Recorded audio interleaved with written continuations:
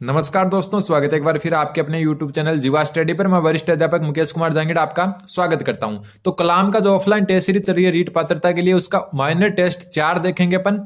और इस टेस्ट में जो है ना 60 क्वेश्चन जो है आपके शुरुआत के साइकोलॉजी के डाले हैं, जो लेवल 1 और लेवल 2 दोनों में सेम आए हैं। उसके बाद में जो थोड़ा सा जो है चेंज किया, क्योंकि ये टॉपिक वाइज टेस्ट सीरीज होती है, तो टॉपिक के हिसाब से जो है आपका जो क्वेश्चन नंबर 61 है वहां से लेकर 105 तक जो है ना ये लेवल 1 की जो है ईवीएस डाली है इन्होंने। ठीक है, लेवल 1 वालों के लिए, बाकी के लिए जो है एसएसटी वालों के लिए एसएसटी और जो है साइंस मैथ वालों के लिए साइंस। ठीक है, और फिर 106 से लेकर 150 तक इन्होंने 45 क्वेश्चन किसके डाले हैं, मैथ के। तो 30 क्वेश्चन नहीं डालकर 45 क्वेश्चन डाले हैं। और आज हम जो है लेवल 1 की जो है ईवीएस है उसके क्वेश्चन नंबर 61 से देखेंगे, जो 61 से 105 तक है। इसको 2 क्लासों में जब है 22 के हिसाब से करेंगे। तो आज का पहला क्वेश्चन है कि गाल के लड्डू किस स्थान के प्रसिद्ध हैं। गाल के लड्डू किस स्थान के प्रसिद्ध हैं, तो उत्तर हो जाएगा इसका ऑप्शन नंबर 3 फलोदी। ठीक है, गाल के लड्डू आपके कहां के प्रसिद्ध हैं, तो फलोदी के। ठीक है, एक जो है ना आपके पेड़े है ना, पेड़े आपके जो है ना झुंझुनू जिले के प्रसिद्ध है। ध्यान रखना, चिड़ावा और मैनसर भी नाम आता है इनका, झुंझुनू जिले के जो है प्रसिद्ध हैं। तो ध्यान रखना, गाल के लड्डू आपके फलोदी के जो है प्रसिद्ध हैं। और फलोदी कहां पर है आपको पता है, वैसे तो नया जिला बन चुका है, लेकिन पुराने के हिसाब से ये जोधपुर में स्थित है। अगला क्वेश्चन नंबर 62वां क्वेश्चन बोल रहा है निम्न में से गोठ है। तो देखो गोठ क्या है, तो गोठ है एक सामूहिक भोज। ठीक है, सामूहिक भोज को क्या कहते हैं, गोठ कहते हैं। श्राद्ध आपको पता है क्या होता है, श्राद्ध होता है आपका जब जो है मृत्यु, किसी व्यक्ति की मृत्यु होने पर जो है आश्विन जो महीना आता है उसमें जो है बुजुर्गों को या पूर्वजों को याद करके जो है अपन जो श्राद्ध करते हैं वो होता है श्राद्ध। और मृत्यु भोज जो है मृत्यु पर किया जाने वाला। और पंचकूटा है, 5 प्रकार की जो सब्जियां साथ में होती है उसको कहते हैं पंचकूटा। लेकिन यहाँ बात गोठ की करें तो गोठ आपका क्या है, सामूहिक भोजन है। अगला क्वेश्चन नंबर 63वां क्वेश्चन बोल रहा है कि निम्नलिखित में से आपको क्या करना है, असुमेलित की पहचान करनी है। ठीक है, असुमेलित युग्म पहचान है। सबसे पहले गणगौर, तो गणगौर को घेवर बनते हैं, तो बिल्कुल सही बात है। फिर शीतलाष्टमी को गुलगुले बनते हैं, बिल्कुल सही है। शीतलाष्टमी कौन सी होते हैं, जो बासीडा कहते हैं ना अपन, बासीडा वही होता है जिसमें गुलगुले वगैरह बनते हैं। मकर संक्रांति को बूंदी के लड्डू नहीं बनते, किसके लड्डू बनते हैं, तिल के लड्डू। किसके, तिल के लड्डू। ठीक है, तिल के लड्डू। आपको पता है मकर संक्रांति के पर क्या आता है, तिल आते हैं। ठीक है, तिल के लड्डू आते हैं। और ईद पर क्या बनती है, सवेइयां। तो कौन सा है सुमेलित हो गया आपके, ऑप्शन नंबर 3 इसका सही उत्तर है, हो जाएगा। अगला क्वेश्चन नंबर, देखो कई लोग ये बोल रहे हैं स्टूडेंट की जो है हिंदी नहीं आ रही, टीचिंग मेथड नहीं आ रही। तो मैं बता दूंगी ये टॉपिक वाइज टेस्ट सीरीज है, आगे वो सब कुछ आ जाएगा आपके। ठीक है, फिर आता है अगला क्वेश्चन कि मेवाड़ में हरियाली अमावस्या के पर्व पर बनाए जाने वाला विशिष्ट भोजन कौन सा है। सबसे पहले बात करें हरियाली अमावस्या की, तो ये आपको पता है मेवाड़ यानी उदयपुर की जो है प्रसिद्ध है।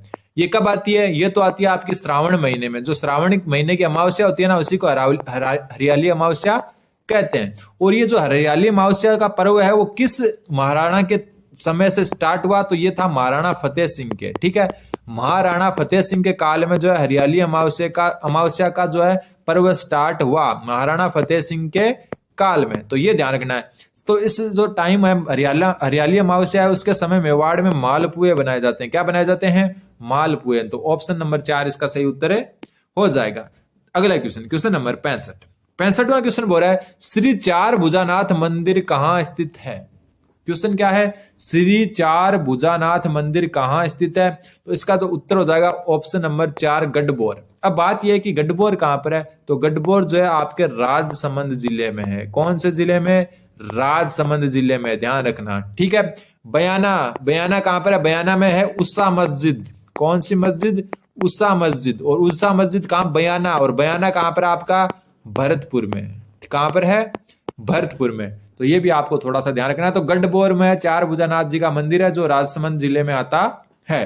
फिर एक कमलेश्वर मंदिर कहां स्थित है, तो ये जो है कमलेश्वर मंदिर है महादेव को समर्पित। ठीक है, शिव जी का मंदिर है।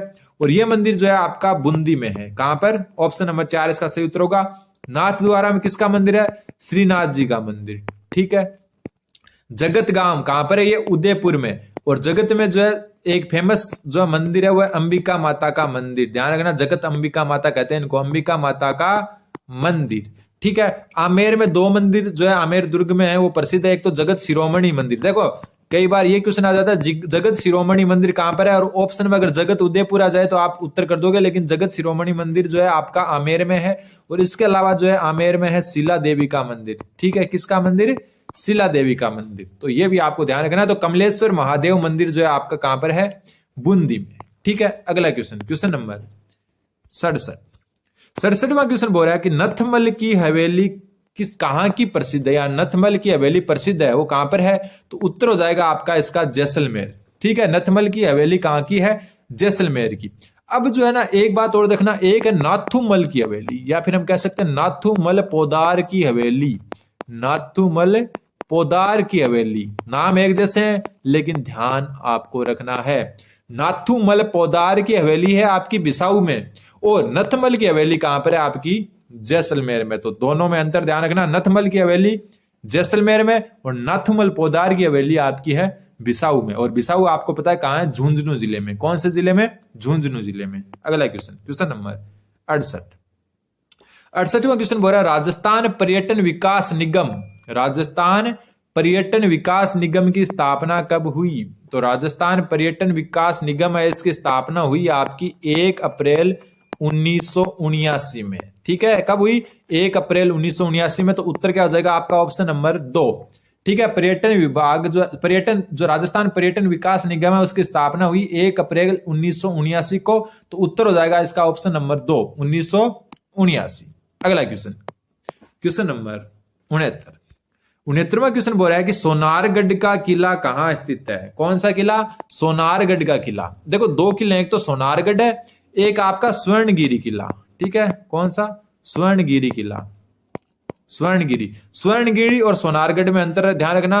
सोनारगढ़ है आपका जैसलमेर में, और जो स्वर्णगिरी है वो दुर्ग है आपका जालोर में। कहां पर है? जालोर के दुर्ग को कहते हैं स्वर्णगिरी, और जैसलमेर दुर्ग को कहते हैं आप सोनारगढ़। एक और आपको जो बात ध्यान रखनी है वो ये कि राजस्थान के जो है ना 6 किले विश्व जो यूनेस्को की विश्व विरासत सूची है उसमें शामिल है। 6 किले यूनेस्को की जो है विश्व विरासत सूची में शामिल है।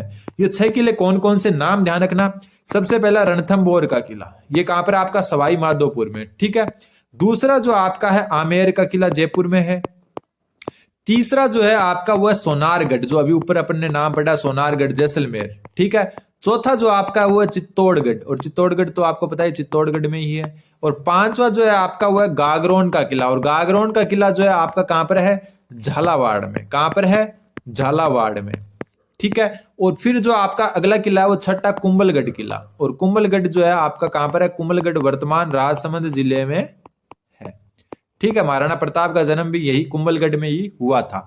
तो ये जो है ध्यान रखना आप, 6 जो राजस्थान के दुर्ग या किले हैं वो यूनेस्को की विश्व विरासत सूची में है, जिसमें रणथंबोर, आमेर, सोनारगढ़, चित्तौड़गढ़, गागरोन और कुंभलगढ़ शामिल है। अगला क्वेश्चन, क्वेश्चन नंबर 70। 17वां क्वेश्चन बोल रहा है राजस्थान का नालंदा जो उपनाम है वो किसका है? मतलब राजस्थान का नालंदा नाम से किसको जाना जाता है? तो आपको पता है नालंदा जो है प्राचीन काल में विश्व जो है एक यूनिवर्सिटी हुआ करती थी। ठीक है, देश विदेश से लोग पढ़ने के लिए आया करते थे। तो उस हिसाब से आप जो है ऑप्शन में अनुमान लगा सकते हो कि राजस्थान का नालंदा कहा जाता है कोटा को। तो ऑप्शन नंबर 3 इसका सही उत्तर हो जाएगा। ठीक है, राजस्थान का नालंदा किसको कहा जाता है? कोटा को कहा जाता है। अगला क्वेश्चन, क्वेश्चन नंबर 71। क्वेश्चन 71 देखो कि राजस्थान का पर्यटन प्रतीक क्या है? तो देखो राजस्थान का पर्यटन प्रतीक जो है ना, इसमें थोड़ा सा कंफ्यूज है क्वेश्चन में। हालांकि जो कलाम है उन्होंने इसका उत्तर माना है ऑप्शन नंबर 3, भारत का अतुल्य राज्य। ठीक है, सबसे इससे पहले कौन सा था? पधारो मारे देश। कौन सा था? पधारो मारे देश। उसके बाद जो आपकी बीजेपी गवर्नमेंट आई ना, पहले जब 2013 में आई थी बीजेपी गवर्नमेंट, तो इन्होंने क्या किया 2016 में इसको चेंज करके क्या कर दिया? भारत का अतुल्य राज्य। ठीक है, Rajasthan incredible state of India. तो जो पधारो हमारे देश को 2016 में चेंज करके भारत का अतुल्य राज्य कर दिया। लेकिन मेरे को जितना याद है इसको वापस जो है पधारो हमारे देश कर दिया गया। क्या कर दिया गया? पधारो हमारे देश वापस कर दिया गया, हमारे देश। लेकिन इसका उत्तर जो कलाम ने माना है वो तीसरा माना है। तो आप जो जरूर कमेंट करें इसको जो है क्लियर उत्तर क्या होगा। तो उत्तर इसका तीसरा माना है, लेकिन मेरे को ये लग रहा है कि जो पधारो हमारे देश है उसको वापस कर दिया है, मेरे को जितना याद है उसके हिसाब से। अगला क्वेश्चन, क्वेश्चन नंबर 72। 72वां क्वेश्चन बोल रहा है कि निम्न में से कौन सा बीकानेर में स्थित एक धार्मिक पर्यटन स्थल है? तो इसका उत्तर जो होगा वो होगा आपका ऑप्शन नंबर 2 कोलायत। इसके अलावा जो देशनोक करणी माता मंदिर है, सफेद चूहे जहां पाए जाते हैं, या चूहे वाली देवी देशनोक करणी माता मंदिर, ये भी कहां पर है? बीकानेर में। ठीक है। वर्मा जी का मंदिर पुष्कर में है। ठीक है। पुष्कर कहां पर है? आपका अजमेर में। रणकपुर के जैन मंदिर है ये, और ये आपके कहां पर है? पाली में, पाली जिले में। और त्रिपुरा सुंदरी मंदिर ये आपका बांसवाड़ा में। कहां पर है? बांसवाड़ा में। और जो त्रिपुरा सुंदरी मंदिर है ना, ये वसुंधरा राजे है ना, अपने पूर्व सीएम वसुंधरा राजे, उनकी आराध्य देवी भी मानी जाती है, उनकी आराध्य देवी भी मानी जाती है। ठीक है। तो उत्तर हो जाएगा बीकानेर से संबंधित कौन सा है? आपका कोलायत। अगला क्वेश्चन, क्वेश्चन नंबर 73वां। देखो एक क्वेश्चन में आपको अनेक क्वेश्चन बता रहा हूं मैं। ठीक है। सबसे अगला क्वेश्चन है कि मरु महोत्सव का आयोजन किस जिले में किया जाता है? तो इसका उत्तर हो जाएगा आपका ऑप्शन नंबर 3 जैसलमेर। अब बात आती है आपकी बाड़मेर में। तो बाड़मेर में जो महोत्सव मनाया जाता है उसको कहते हैं थार महोत्सव। कौन सा महोत्सव? थार महोत्सव। तो ध्यान रखना, मरु महोत्सव तो जैसलमेर में और थार महोत्सव आपका बाड़मेर में। जोधपुर में जो होता है उसको कहते हैं मारवाड़ महोत्सव।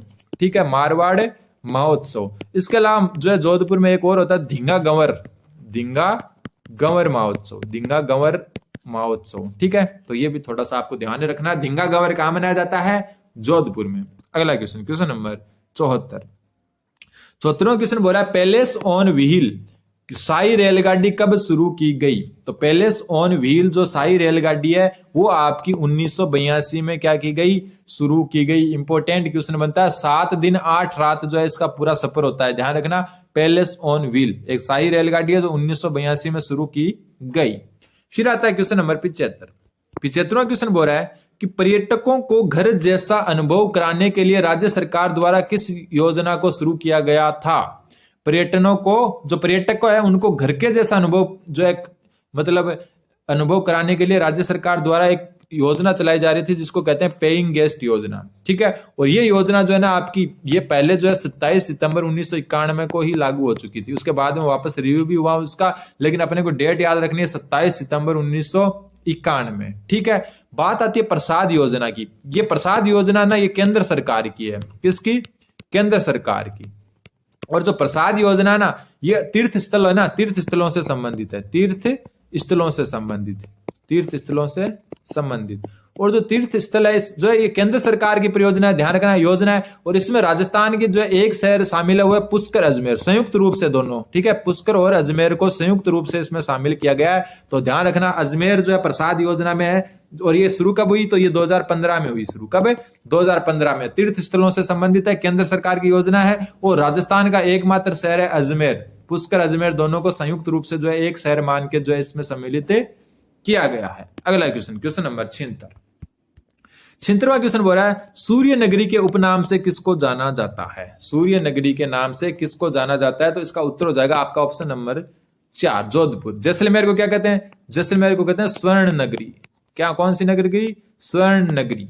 ठीक है। जयपुर को क्या कहते हैं? जयपुर को कहते हैं गुलाबी नगरी। ठीक है। अब ये सोच रहे होंगे इतने इजी क्वेश्चन, तो भाई जो पिछला पेपर भी मैंने करवाए हैं आपको तो सेम इतने इजी क्वेश्चन ही आ रहे हैं। मैंने पेपर करवाए भी हैं आपको, जो है पर्यावरण अध्ययन का 2022 का पेपर भी करवाया है, 2021 का भी जल्दी ही लेकर आ रहा हूं मैं। तो ध्यान रखना, इसका उत्तर हो जाएगा आपका जोधपुर। अगला क्वेश्चन, क्वेश्चन नंबर 77वां क्वेश्चन बोल रहा है कि निम्न में से किसने खंड खादकम नामक ग्रंथ की रचना की?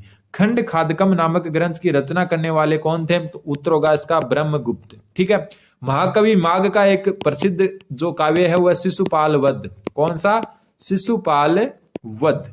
मंडन के भी बहुत सारे हैं जिसमें प्रसाद मंडन जो है मुख्य है। कौन सा? प्रसाद मंडन, रूप मंडल। ठीक है, ये भी है। महर्षि पराशर है, इनको कृषि शास्त्र का जनक कहा जाता है। किसका जनक कहा जाता है? कृषि शास्त्र का जनक कहा जाता है। देखो कितनी चीजें एक्स्ट्रा मिली ना आपको जीवा स्टडी पर, इसलिए चैनल को सब्सक्राइब कर दें। और ये जो पीडीएफ वगैरह के लिए जो डिस्क्रिप्शन में लिंक दिया गया टेलीग्राम ग्रुप का, जाकर ज्वाइन जरूर करें। तो ब्रह्मगुप्त इसका सही उत्तर हो जाएगा। अगला क्वेश्चन है कि महाराणा प्रताप के दरबारी विद्वान कौन थे? तो इसका उत्तर हो जाएगा आपका चक्रपाणी मिश्र। ठीक है। अब चक्रपाणी मिश्र है, उनकी 3 मुख्य जो रचनाएं हैं उनके बारे में जान लो। सबसे पहली है विश्व वल्लभ। कौन सी? विश्व वल्लभ। ठीक है। दूसरी जो है इसकी वो है आपकी मुहूर्त माला। कौन सी? मुहूर्त माला। ठीक है। तीसरी जो इनके वो है राज्याभिषेक पद्धति, राज्याभिषेक पद्धति, ये तीनों को आपको ध्यान रखना है। ठीक है। महाराणा प्रताप के दरबारी विद्वान थे चक्रपाणी मिश्र, और चक्रपाणी मिश्र की 3 प्रमुख रचनाएं विश्व वल्लभ, मुहूर्तमाला और राज्याभिषेक पद्धति। इंपोर्टेंट क्वेश्चन बनता है। अगला क्वेश्चन, क्वेश्चन नंबर 79 क्वेश्चन बोल रहा है कि निम्न में से किसने जो है जयपुर में वर्धमान विद्यालय की स्थापना की। निम्न में से किसने जो है जयपुर में वर्धमान विद्यालय की जो है स्थापना की, और इस विद्यालय में जो है क्रांतिकारी विद्यालय भी कहते हैं, इसको क्रांतिकारियों का गढ़ भी कहते हैं। क्या कहते हैं? क्रांतिकारियों का गढ़ या क्रांतिकारियों का विद्यालय किसको कहा जाता है? वर्धमान विद्यालय को। और इसकी स्थापना किसने की? अर्जुन लाल शेट्टी ने। कहा की? तो जयपुर में की। कब की? तो 1906 में की। ध्यान रखना, 1906 में अर्जुन लाल शेट्टी ने बीकानेर में जो वर्धमान विद्यालय है उसकी स्थापना की, और एक क्रांतिकारियों का गढ़ कहलाता है। अगला क्वेश्चन, क्वेश्चन नंबर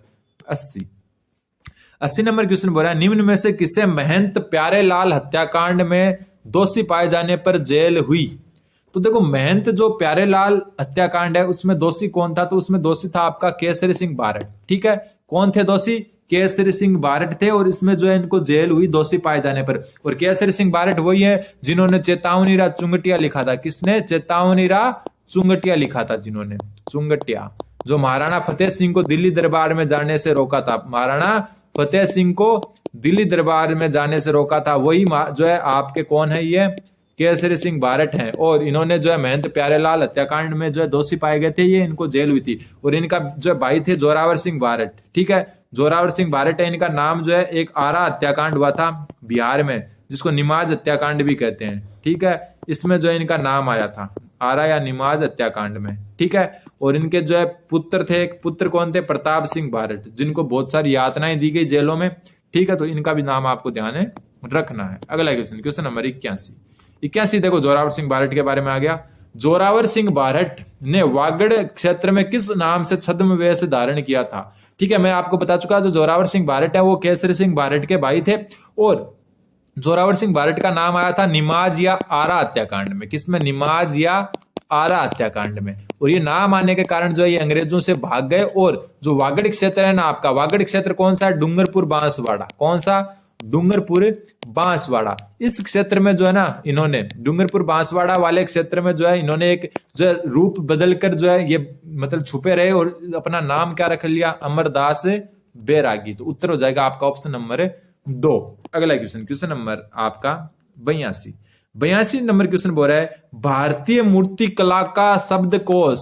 भारतीय मूर्ति कला का शब्दकोश के उपनाम से किसे जाना जाता है? तो इसका उत्तर होगा आपका विजय स्तंभ। और ये कहां पर है? ये आपका है चित्तौड़गढ़ दुर्ग में। ध्यान रखना, कौन से दुर्ग में? चित्तौड़गढ़ दुर्ग में। तो भारतीय मूर्ति कला का शब्दकोश, या हम कह सकते हैं भारतीय मूर्ति कला का अजायब घर। मूर्ति कला का अजायब घर, अजायब घर किसको कहा जाता है? विजय स्तंभ को।